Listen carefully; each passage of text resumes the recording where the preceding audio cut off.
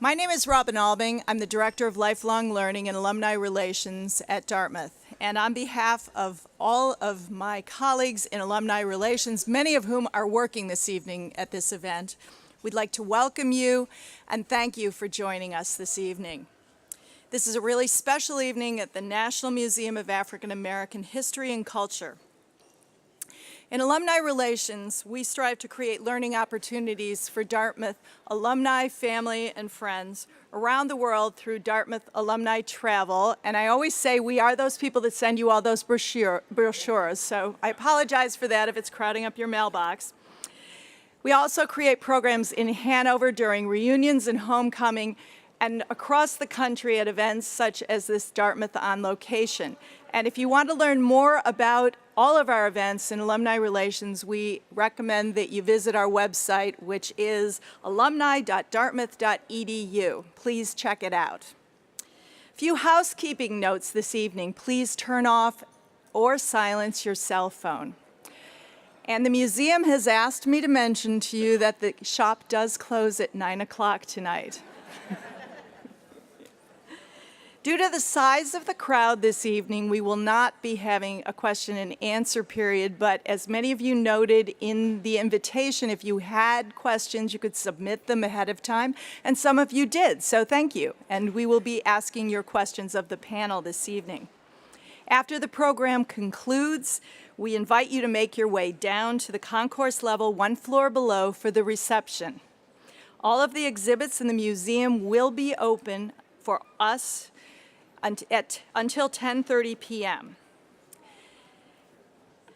And now it's my pleasure to introduce this evening's panelists. And please bear with my longer than usual introduction. We're very lucky to have three such distinguished members of the Dartmouth family to share their knowledge with us tonight. Annette Gordon-Reed, member of the class of '81, is a trustee of Dartmouth College and the Charles Warren Professor of American Legal History at Harvard Law School and a professor of history in the Faculty of Arts and Sciences at Harvard. She won the Pulitzer Prize in History in 2009 for The Hemmingses of Monticello, An American Family, a subject she had previously written about in Thomas Jefferson and Sally Hemings, An American Controversy. She is also the author of Andrew Johnson. Her most recently published book is Most Blessed of the Patriarchs, Thomas Jefferson and the Empire of the Imagination. Her honors include a fellowship from the Dorothy and Louis B. Cullman Center for Scholars and Writers at the New York Public Library, a Guggenheim Fellowship in the Humanities, a MacArthur Fellowship, the National Humanities Medal, the National Book Award, and the Woman of Power and Influence Award from the National Organization for Women in New York City. Gordon-Reed was elected, I know. She is incredible. Gordon-Reed was elected a Fellow of the American Academy of Arts and Sciences in 2011 and is a member of the Academy's Commission on the Humanities and Social Sciences. Steve Swayne, adopted member of the great class of '57, the Jacob H. Strauss 1922 Professor of Music, teaches courses in art music from 1700 to the present day, opera, American musical theater, Russian music, and American music, and I have to say he's one of the best-loved professors at Dartmouth. He has written 2 books, How Sondheim Found His Sound, and Orpheus in Manhattan, William Schumann and the Shaping of America's Musical Life, which won the 2012 ASCAP Deems Taylor Nicholas Slonimsky Award for Outstanding Musical Biography. He says he has a few more books in him, one on the life and music of musical theater composer William Finn, one on the intersections of music, neuroscience, and ethics, and one he's researching this weekend at the Library of Congress, and if you're lucky enough to catch him at the reception, he may be able to tell you a little more about that one. He's an accomplished concert pianist with 4 nationally distributed recordings currently in release and a performance with the San Francisco Symphony and Michael Tilson Thomas to his credit.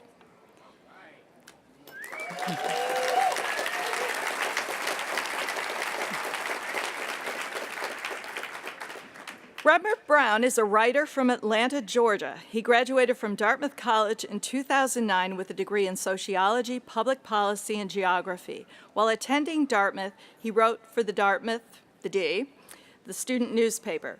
Rembert has drawn notice for his wide variety of work, from interviewing President Obama on the 50th anniversary of the Selma March to serving as a moderator of the Iowa Democratic Brown and Black Presidential Forum during the 2016 U.S. presidential campaign.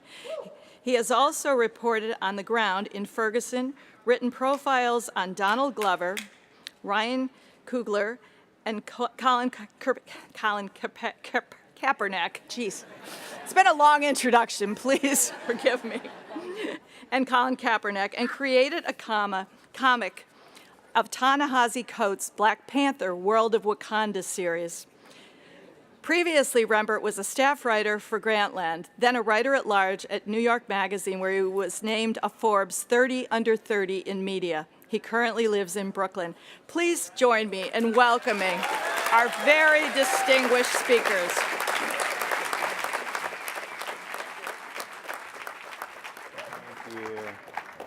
Is this mic hot? Ooh, mic is hot. Hello, everyone. I'm Rembert Browne, and I'm going to be your moderator for the evening. Also, like a semi-panelist, but also here to loft brilliant questions towards these two brilliant people. And before the conversation starts, I wanted to kind of go around, starting with you, Annette, and talk about, you know, we're in this space, a space that didn't exist a couple years ago. It feels like it's kind of been here forever because it's become such a part of our lives. What does a space like this mean to you, and how would you say it informs your work? Well, it's an astonishing feeling the first time I came to see it. And actually, I was sort of involved with the people who were planning this before we actually put it together, and to go from just talking about what could be in it, where we're going to get stuff, where all these things are going to come from, to this is just amazing. It's amazing. And as a historian, it's wonderful to see the extent to which Black history is American history. And people try to cordon it off and put it to one side. This museum justifies every single thing that I've thought. I work in the early American Republic, about the beginnings of America. I write about slavery beforehand. And African people have been here and a part of this story from the very, very beginning. And this shows you that, to the extent to which that is true. So it validates my work. Yeah. It's also interesting, like there's this thing that happens in February where people are like, Black History Month is 365. The shortest month. Yeah, yeah. Whoever was responsible for that, extremely rude. But you know, like, you know, we get very amped in February, and then, you know, I feel like the momentum kind of goes away. I feel like this is one of those things that exists that keeps it at the forefront of people's mind. Like, why do you think this space is like captured the imagination of so many people, Black and otherwise, in such a short amount of time? Well, let's start with the otherwise. Black culture. Otherwise, Black culture has been, the word people use, appropriated, but Black culture has influenced every aspect of American life and world life. It's so amazing when I travel places and I step off to the airport, and who do I hear? What music do I hear? right. I hear, whether I'm in Stockholm, Sydney, wherever it is. Our culture is the ambassador of culture to the rest of the world. And so the otherwise, Black people are interested because we've never seen ourselves portrayed this way at this, you know, at this level, in this gorgeous building. Every time I come here and see it, it's just absolutely gorgeous, the architecture. And particularly at sunset, Yeah. when you see it, it's lovely. Oh, yeah. And so Blacks have never seen us portrayed this way, to this extent. And other people are coming because they've always come to view our culture and to take parts of our culture and to meld it into their own cultures. And it's again, I said, a validation of things that we already know, but to have it here starkly is really important. Yeah, also like, I know like there's a certain significance that I think this already has and will continue to have for just society in general. For me, one of those things is, just again, going back to, this idea of Black History Month, and, it always, there's, the way I always think about it is like there's an all-star team of Black people. It's like the 20 people who, when you're a kid, you learn about, Banneker, Carver, Peanuts, clock, like that type of stuff.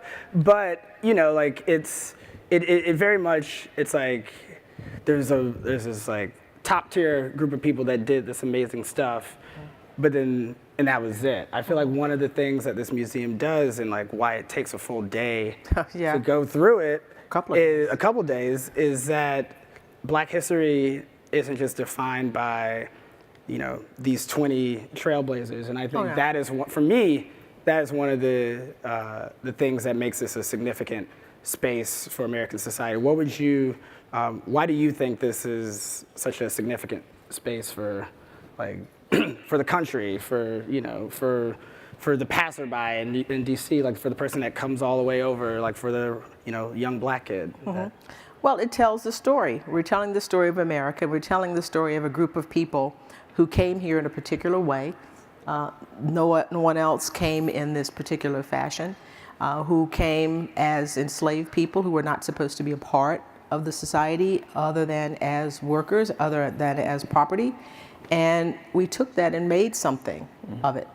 And we continue to do. That's what, if you go from the bottom floor all the way up, you see that story. And it's important for people to know that. And as I said, even people who might, there's curiosity about it. There's a curiosity about us from people who are not in the African American community who want to come and see this. And so I think it means something to tell a story or to see a story of struggle and triumph portrayed in a museum. And it's, as you said, particularly important, not just a top-down thing, from the bottom up.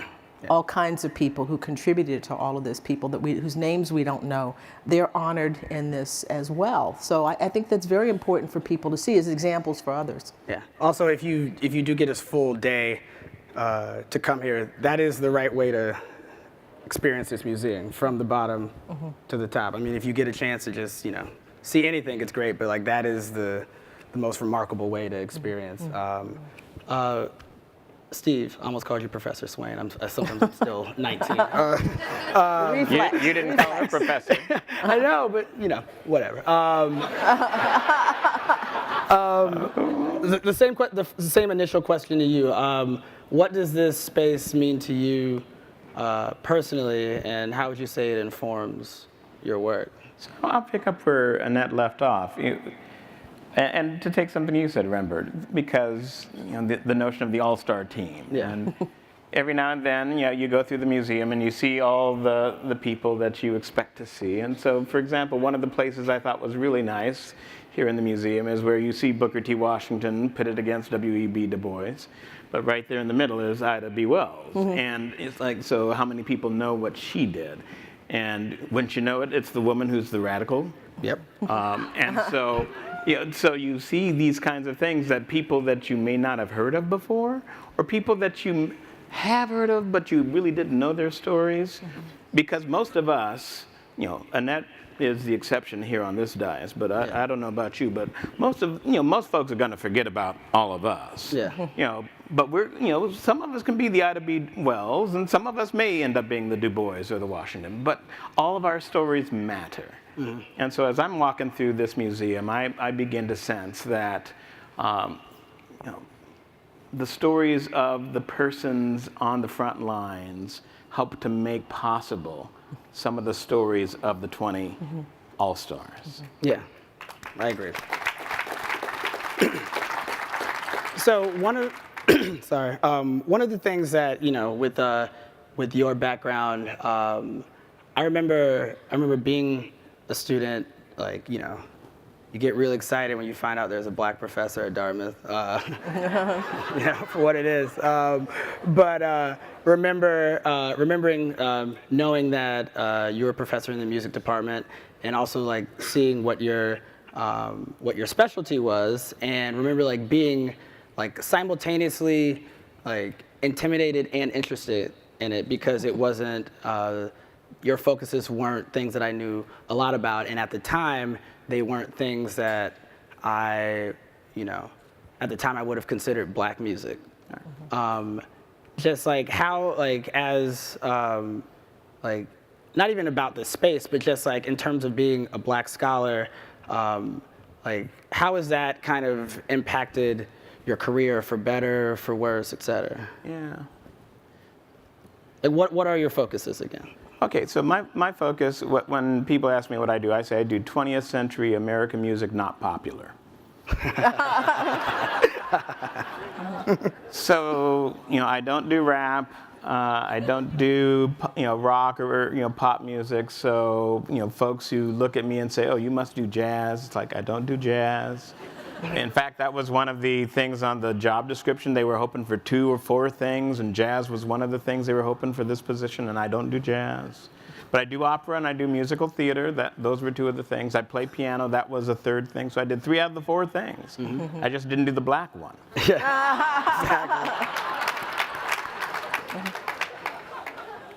But what is the black one? What is the black one? What is music? There are a lot of things that make music what music is. Melodies, harmonies, rhythms, timbres, all these kind of things. You're going to go downstairs and you're going to see drums. And rhythm is a very important thing for music in general and for music that comes out of Africa. The banjo is another thing. The country people stole it from the slaves who made it. And they can do with it what they want. That's fine. But there's also downstairs, I thought this was interesting. They have a display where you've got Marian Anderson, and I don't think Paul Robeson is in the video, but you've got other people, and they show these folks and treat them as, look, they're introducing spirituals to the rest of this world. And it's like, Marian Anderson is an opera singer. Yeah. Paul Robeson was also a very talented, art song singer. So that is black music too. I mean, it's music that black people do. Therefore, it is black music. Just as when I'm rocking this sweater that you can't have. I want it so bad. Yeah. He's backstage trying to figure out how to get this sweater off me, and it's like you can't have this. But I tell sometimes I tell my husband I want to get a kilt. And it's like, can I rock a quilt or something? A kilt, sorry, not a quilt. I'm not going to wear a quilt. You can probably do that. I don't know what you can't do at this point. No, you can do anything. It's like, I'm not Scottish, but you got kids in Glasgow and Edinburgh rapping. Yeah. And so, all of this music is available to all of us. And so we in the African and African American communities have made a certain kind of music available to the rest of the world, and they're digging on it. Making a lot of money on it, appropriating it, expropriating it. We got to work on some of that. But some of us have been doing a lot of good stuff with European music and making a name for it. If you don't know the name Lawrence Brownlee, for example, he's a tenor at the Met. He recently sang Alma Viva in Rossini's The Barber of Seville. And he just rocked it. I mean, singing an aria that most tenors don't even want to sing because it's at the end of the opera and they're out of gas. He sang it. He just brought the house down. And, it used to be that, oh, no, Leontine Price, she can only do roles that are black people roles. So, she can do Bess. She can do Cleopatra. And here's this guy, he's doing this, he's a Spanish guy here, and he's rocking it, and everybody's falling in love with him. That's black music, too. Yeah. Another question that I now just want to ask both of you, because I'm super interested, is like how did both of you like decide to like double down on the focuses that you have? Like I have a feeling without knowing that these aren't completely linear like quick stories. Like I'm always interested to know you know, how you decided that this thing that you're interested in became the thing that you wanted to continue to pursue. So I would love to hear like what was the thing that kind of steered you in the direction that you are in now? Well, I always thought of myself as a writer from the time I was a kid. I wrote short stories all the time and thought that I wanted to have the sort of James Baldwin-esque career where you write novels and then occasionally you do pieces for Esquire or The New Yorker or commentary, not commentary then, not commentary now, but that kind of thing. That's the life that I wanted to have. Then I went to Dartmouth and I started thinking, well, you know, I might want to make a living. And I thought that law school might be the place to go, best place for me to go. If I wanted to continue to write, if I wanted to continue to read history, which I always loved, I could do that without actually, you know, being a historian. And there just came a time when I was practicing law, the feeling just got to be too strong that there should be something else that I was doing with my life. That I knew from the time that I was a kid that there was something that I wanted to do and I should pursue that. And truncating this very quickly, in 1994, people made a movie, Merchant Ivory made a movie called Jefferson in Paris. And it was a story about Jefferson and Sally Hemings that was going to treat the story as if it were true. Okay. And there was a lot of opposition to that, people, op-eds and so forth, people saying, oh, it's no evidence that this is true. Jefferson would never be involved with a slave girl.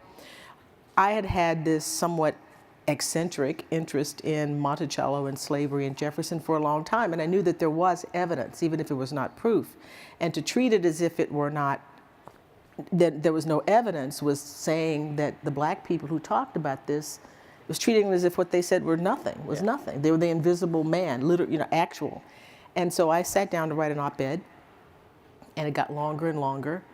And eventually I ended up with my first book, which was not about, which I didn't tell anybody I was writing. I'm at a law school now, and I was supposed to be writing law review articles, but I did not want to do that. So I didn't tell anybody I was writing this book except my husband. And I cranked it out and put it out and basically said that historians had been employing a double standard, treating what black people said as unworthy and what white people said as the gospel truth because they were white and because they were upper class. And it was likely that Jefferson did have these children. And this came out in '97, and then the DNA was out in 1998 and corroborated what I said, which was good.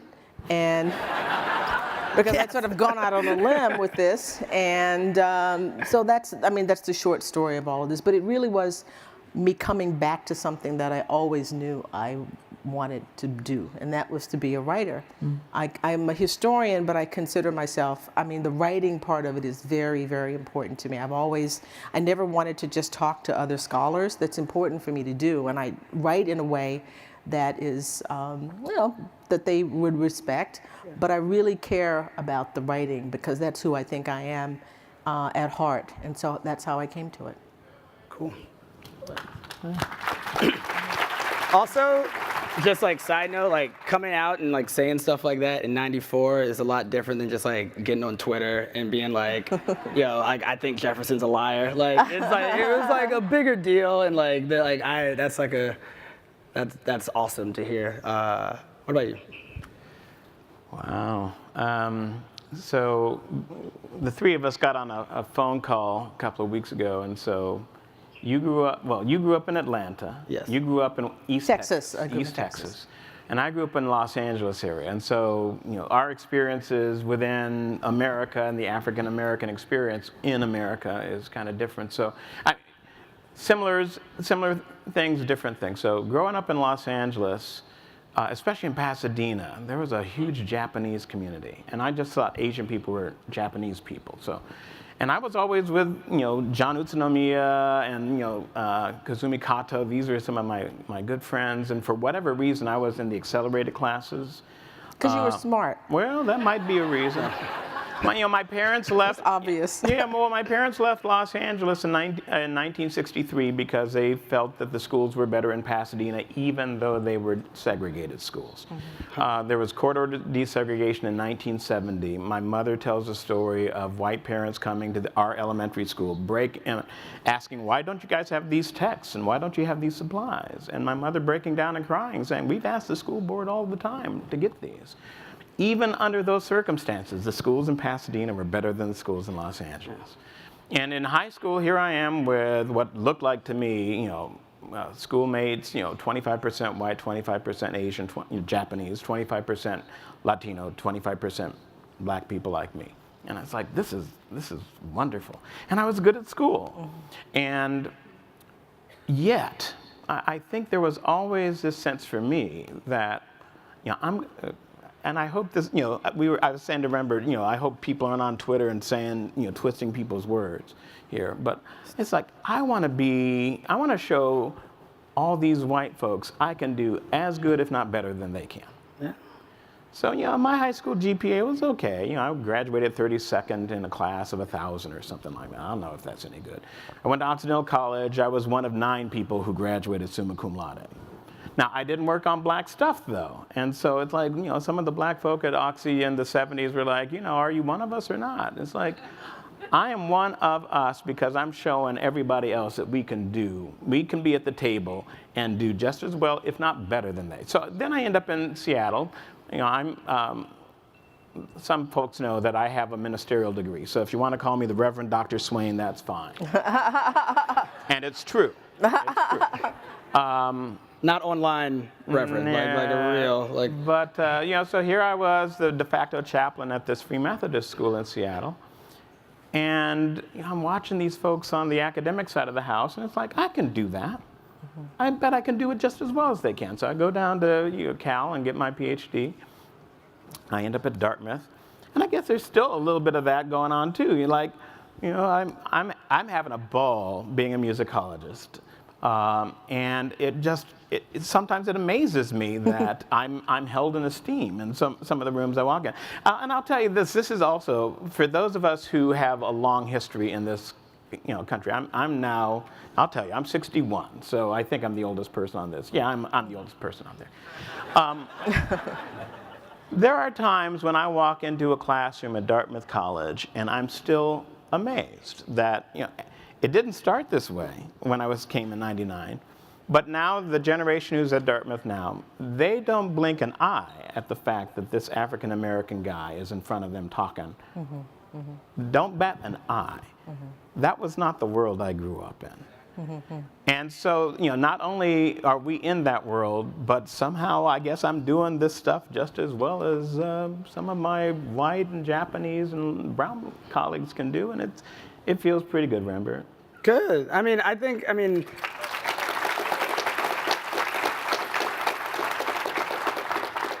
the thing that you were getting at, which is something that my colleagues and I in journalism and writing and all this stuff that have come up in the last 5-10 years have begun to realize is that there are lots of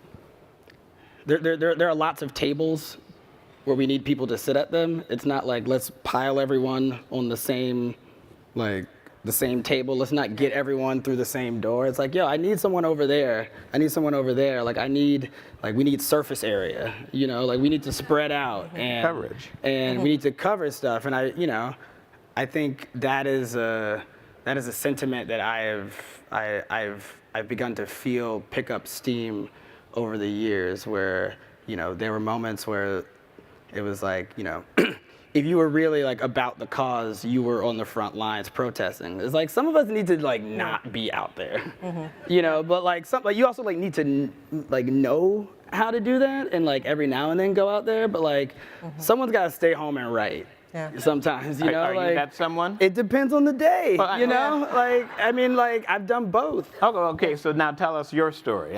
About this museum, about your work. How does all this fit into how you see yourself? I like how you did that. That was nice. I came to this museum super right when it opened, and I was looking for the museum that exists, which was like, I don't want this to feel like it was like a museum only for Black people, or two, a museum that is supposed to like hold everyone else's hands and explain to them what happened over the past like 450 years. Like I wanted to be, like I was hoping that it would be like uncomfortable at times. I was also hoping it would like those unsung heroes would also, pop up. Like the thing I like about this museum is that it's evolving. Like I want this museum to like tell all the stories, and not like all the stories about Black history aren't celebratable. So I'd love to see a couple of those. Like it's just like I want the whole. I'm just wondering one day if there's gonna be like an OJ thing in here. I don't know. Like I want all of Black history told. But for me, I remember I came with my mom, and like it's so interesting because it reminded me that even as someone at the time in my late 20s, like I am adding to Black history. Indeed you are. And that is something that it excited me. Not like I was joking in the back that like I wanted, my jacket to end up in here one day. Like I was half joking. But he has an Oprah jacket. So I do have an Oprah jacket. But like there's a lot of people in this museum who don't have a stamp, and don't have a road named after them, and all the stuff that kind of like typically solidifies yourself as making a positive impact on Black people. Like that's what I was excited about when I came in here. Okay, so I mean, since you write about Black culture, and some of the, as Annette said, that football player who kneels. In 10 years, what do you want to see in this museum, based on what you see from the last 10 years?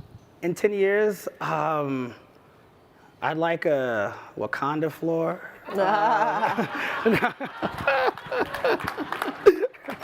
don't know. I mean, like, I like one thing that I like that excites me is like the people who are beginning to, like part of the history of Black people in mainstream America are the firsts.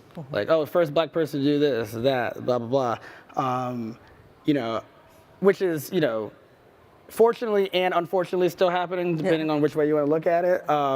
But, a lot of times that's like those people who are like front and center, like the athlete and the actor and the singer, blah, blah, blah. But like often like it's, like when I think about overlooked Black history, I think about studio musicians.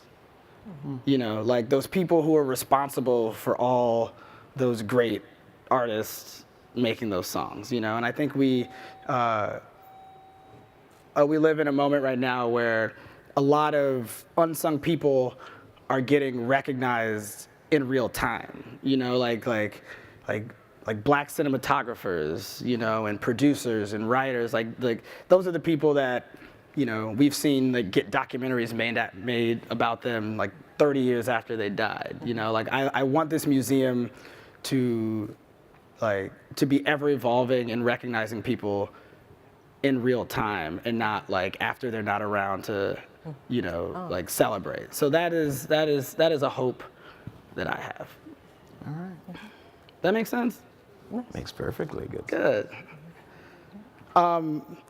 So one other thing, before we go to questions, I was gonna, you were gonna ask me a question, but I'm gonna just start talking. Because it's actually another thing that in terms of what this museum means to me is, I feel like there's something like, just like as background, like I feel that as like a Black writer right now, it's been like a very interesting moment to kind of be telling Black stories in real time, like writing about your peers. When I wrote about Ryan Coogler, and we realized that we were like 4 months apart, and the interview went really well, and he was like, "You're like the first Black person to interview me." And I'm like, Jesus, like that's like, but like that's serious, and it got me thinking about like kind of what this moment is right now, be it social media, be it like, the access to have a platform and talk and, kind of get your voice out there. I think one beautiful thing that whether it's like the excitement around this museum, whether it's just like what we see right now, whether it's like the energy in this room, I feel like we're in a moment, an unprecedented moment right now where people feel comfortable being kind of unapologetically Black and like not scared to kind of talk. I mean, the way I think about it is like not nervous about talking about being Black in front of white people. Like that is something that I don't know if it's always been true, but and this is something I would love to open up to both of you before we open up to the questions is, I feel power, personally, I feel power knowing that I have colleagues around me who we're all kind of pushing in the same direction. I know if I was looking around and it was just me, I don't know if I would have the same drive or the same, I don't know. I don't know if I would do it as freely. I don't know if I would be on the stage as freely. I don't know if I would have the same confidence to talk about what I think Black culture is around Black people, around people that aren't Black. But I know that the power in numbers that I have as a writer and a journalist online, knowing that there's a lot of other people doing that same work, kind of gives me that power. In terms of two people that I've seen just being up here, kind of what gives you that confidence to be outspoken behind the opinions you have and the stories you tell, et cetera? Well, I mean, unapologetically Black, just use your phrase. I think this is a time, for whatever reasons, in America where I think most of us have to be unapologetically ourselves. Yeah.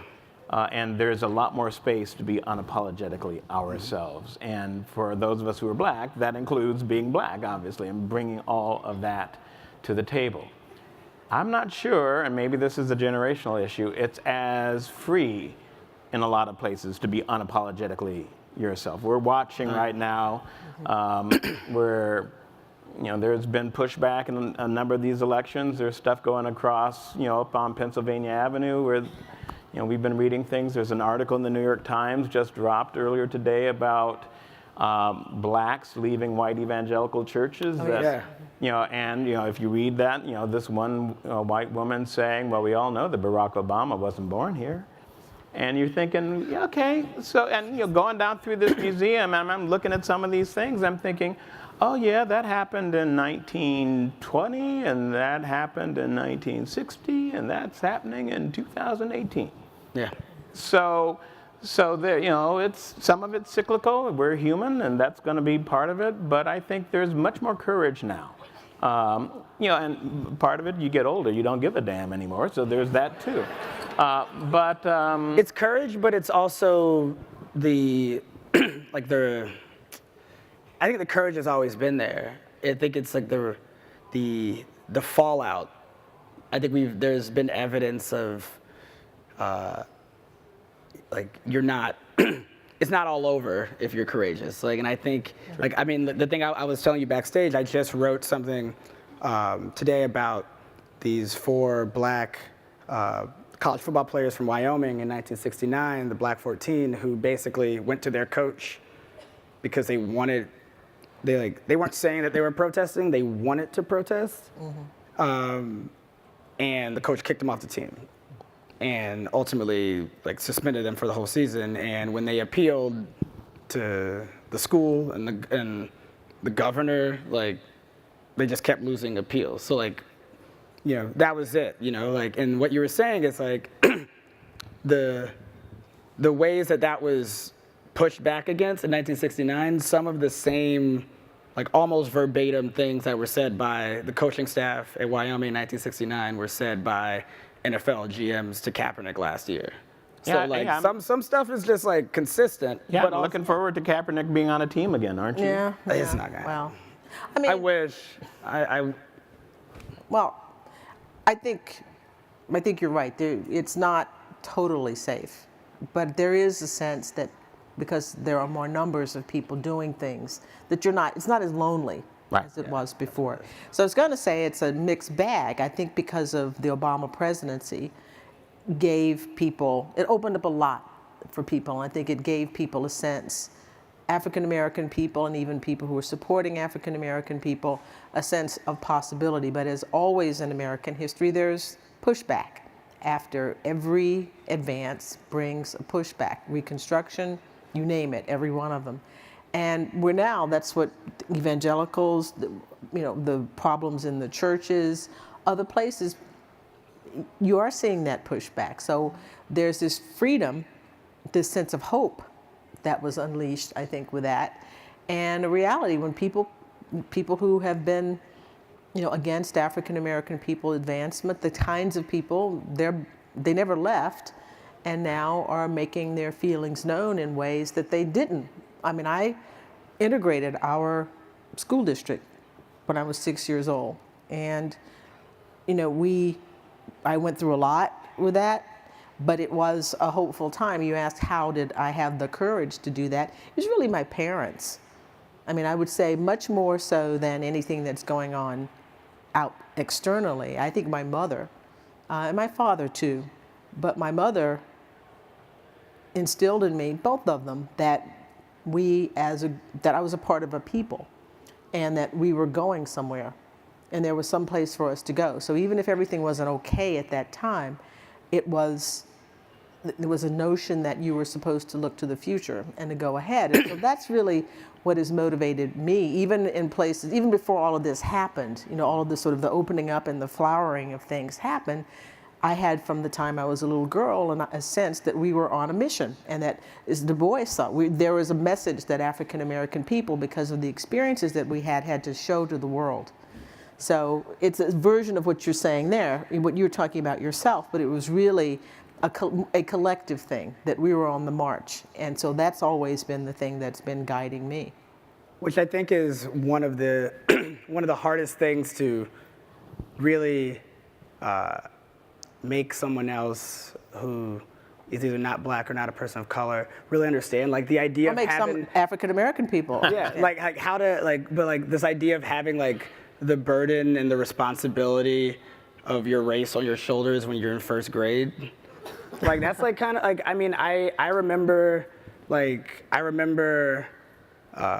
having, like, when I went in fifth grade, when I went to a white private school after going to school with all black kids, I remember feeling like me going to this school, like I had everyone on my back, which made my grades better.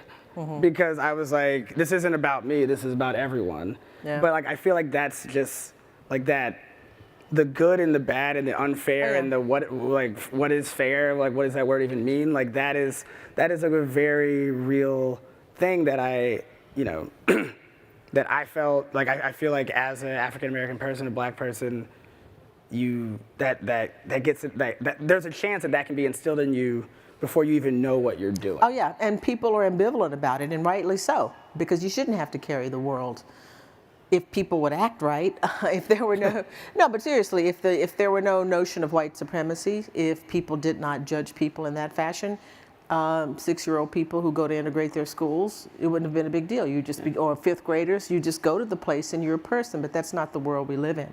And I know it's a big burden, and I felt it as well.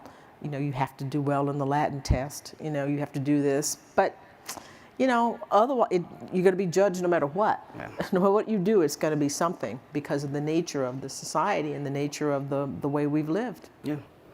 I have in my hand 2 audience sent via email for all panelist questions that I'm gonna ask right now. The first is, just for all 3 of us. Given the recent success of the movie Black Panther, which just hit $1 billion, what role does pop culture play in shaping a positive narrative for Black advancement? Well, I mean, first of all, those of you who are trying to figure out who Ryan Coogler was, it's like, The director of Black Panther. there you go. All right, so you don't 3 have to Google that now. That's right. Yeah, the One Floor Below Us, it has that whole sequence of things, Sidney Poitier, Diane Carroll, Yeah. There have been consistently these moments where, popular culture, and you're the guy to talk about this, where popular culture has put Black folk in positions of trying to change the narrative. Talking about, I chuckled because you're saying you'd like to see if O.J. ever makes it in. Bill Cosby is there for I Spy. Yeah. And then his career ended. Yeah, it's like, I know, it's like, there was something else about sweaters, Yeah. So, very excited that, Jordan Peele won his Oscar, and, Ryan Coogler and everybody affiliated with Black Panther did all this. Is it going to make a radical change? I'm not convinced. It's the moment. There are other moments, and I'm excited about it. I want the Wakanda exhibit too. Give me some vibranium somewhere. I'll conquer the world too. Yeah, and but it's a positive step. 2 steps forward, 1 step back. I guess maybe that's just too pessimistic. No, I would say the same thing. You're moving on all fronts. Back when you were talking about before having a coverage, right? Culture matters, science matters, law matters. Whatever you do, I did a book with Vernon Jordan, and he always used to say, role and function. There's a role and function, and art and popular culture has a role to play, I think, in promoting and making people feel a certain way about the culture, and that's important. But it's not the only thing. And yet, at the same time, I'll put a positive spin on it. A debut film that makes over $200 million for Jordan Peele. Do you know the number? Yeah. And then now Black Panther over $1 billion. Meanwhile, President number 44. The presidents on either side of him don't look so good compared to 44. Those are things that we can't take away. Nobody can take away. Yeah. And so that's the positive thing. Yeah. I'll go full optimist. Okay. I thought I was optimistic. No, I'm about to go crazy optimistic. I'm about to go like way too optimistic. So in my mind, it's like, yes, the movie happened. It's happening. It's happening. If you haven't seen it, you need to, don't even go to the museum. Go to see it. You can't say that. Yeah, I know. In my mind, it's like, it's about what this movie is succeeding and that movie happening, like the ripple effect it has to the next generation of people that need to be making things. Yeah. Like for me, like there's 2 things. Like there's a lot to be said for like the representation of seeing people that look like you on the screen. Like that is like incredible. Like this is Coogler went from Fruitvale Station to Creed to one of the biggest Marvel Disney movies of all time in like 5 years. Like that's crazy, So like I think anyone who wants to be a director is like, oh, like I could in theory do that, So like that is a good thing. But I also so representation, but it's also like I do this thing where when I see people like this, like making things and like being creative, like it does something to like my drive, and I think that is something that when it's one person, like it might have that effect, but when you see it, like I feel like it's like someone like Coogler or someone like Issa Rae or just like all these black people creating things is contagious. And I think that is That's the important. thing, like that is the thing, because it can't, these things can't like happen in silos and like be great. Like you remember 2018, that was great, and then 2019 it falls off. Like this has to be momentum. So like that's, in my mind, I hope the role it plays in pop culture is that it convinces like 1,000 more people to, like keep wanting to direct or make a movie or do this or do that. So that's All right. That's my hyper optimistic take. Cool. Last question. This is amazingly vague. I like it though. What do you view as the key opportunities, constraints for advancement over the next 5-10 years?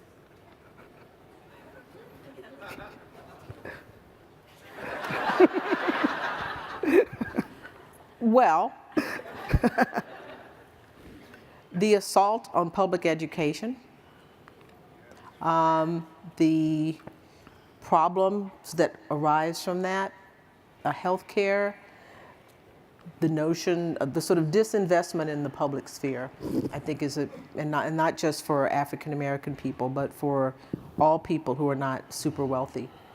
That is the main constraint. We're in a real fight about the notion of what it means to be in a community, and the idea that we're just all separate individuals who don't have a connection to one another, and everybody's going to take care of their own little place and not have a public spiritedness that helped make America a great country after World War II with the investment in GIs and their families and so forth. I think that's the biggest threat, is the retreat from the public sphere and a notion of community involvement and community responsibility.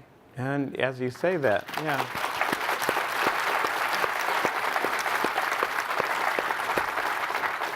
As you say that, Annette, I fully agree with you. And so you bring up the GI Bill and other things, and you think of the New Deal and the investment in communities, and yet these things were structured in ways that they managed to keep black people out. Yes, that's true. And I'm not a historian of American culture. I'm just a musician, musicologist. Growing up in California, I do, wonder to what degree Brown versus Board of Education started this disinvestment in public education. And that is. Oh, there's no question. Yeah, that is the moment. I they think left. Of the tax revolt in California in the 70s, and I mentioned that, Pasadena schools were integrated by court order in 1970, and the tax revolt happens, I believe, 4 or 6 years later. And so it's having to share these public resources with black and brown people. And that is, how we get past that. That's the question. I mean, we've been struggling with this whole issue from the beginning of the Republic. Right. And we'll keep struggling with it because the country is not supposed to be about blood. It's supposed to be about an idea. Right. But blood has always mattered to lots of people, and it still does. So it's a fight. Full optimist? I think, I guess, one thing I've noticed, just in terms of things that are picking up steam, but we're still in like the early stages of so many things right now, and one of those things is how all these disenfranchised groups communicate with one another. Like I feel like we spent so much time in silos, being like, these are our issues, and we're gonna fight our issue, and like we know who our enemy is, and we want to be heard the most. And I feel like we're in this interesting moment, like which happened right after Trump, where it's like we all kind of beef with the same person, and we all kind of have issues with this same group, and they definitely all have issues with all of us for different reasons. Like, it might be worth it to talk, and I'm not saying we need to come with some common preamble or some statement that represents all of us, because that would be short-sighted. But I just think there's there's an amount of communication that needs to happen with any group that has been historically on the outs. And I feel like people are beginning, there's obviously going to be a hesitancy about that because you want to make your people better. Like I care about black people like more than everyone else. That's just always going to be how it is. But that doesn't mean I have to completely shut off my world to everything else. And I think that's something that we all need to do in terms of like the singular things we care about. We need to care about like what other people are going through, even if we are still focused on our one thing. And I think the opportunity is ripe for that. I just think we have to kind of be willing to take that leap and know that if we do that, like that could be a way that we start chipping away at some of the nonsense.